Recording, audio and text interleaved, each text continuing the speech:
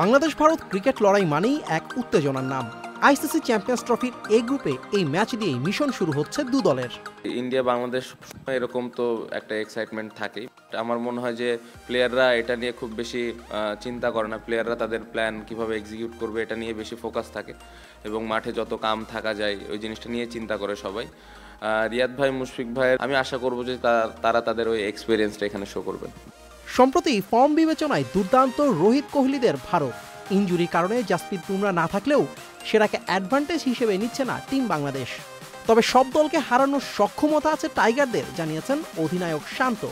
Wicket যেরকম থাকবে ওই অনুযায়ী খেলা চেষ্টা করবো আমরা, বাট আমার মনে হয় যে স্পেশালি যারা ওপরের দিকে ব্যাটিং করে এদের লম্বা ইনিংস খেলাটা খুব ইম্পর্টেন্ট। যখন আমরা এই ওপরের শুরুটা ভালো করতে পারবো তখনই দেখা যাবে যে একটা বড় রান করা সম্ভব। সো অবশ্যই কালকে উইকেট কন্ডিশন সব কিছু মিলানোর পরে আসলে ওইভাবে আমরা ব্যাটিংটা করার চেষ্টা করবো।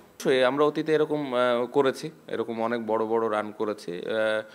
আমি বিশ্বাস করি যে আমাদের ওই অ্যাবিলিটিটুকু আছে এবং আমাদের প্রিপারেশন ওয়াইজ আমরা ভালো অবস্থানে আছি। 2017 চ্যাম্পিয়ন্স ট্রফির সেমিফাইনালে খেলা আসরটিতে এখন পর্যন্ত বড় অর্জন বাংলাদেশের। যদিও সেবার ভারতের কাছে হেরেই ফাইনালের আগে বিদায় নিতে হয় টাইগারদের। এবার মিরাজ জাকের, তৌহিদ হৃদয় ও নাহিদ রানার মতো তরুণদের উপর ভর করে ভারতকে চমকে দেওয়ার প্রস্তুতি নিচ্ছে টিম টাইগার্স।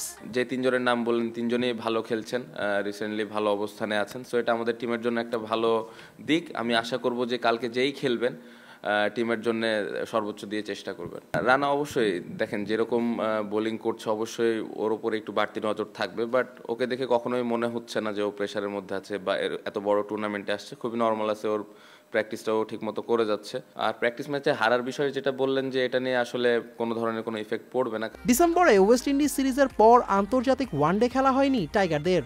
চ্যাম্পিয়ন্স ট্রফির প্রস্তুতি ম্যাচেও পাকিস্তান শাহিনসের বিপক্ষে ব্যাটারদের পারফরম্যান্স ছিল হতাশাজনক। এরপরও বাংলাদেশ দলকে শুভকামনা জানিয়েছেন টাইগারদের সাবেক অধিনায়ক মাশরাফি বিন মোর্তজা। আদিল আহমেদ শান, চ্যানেল আই।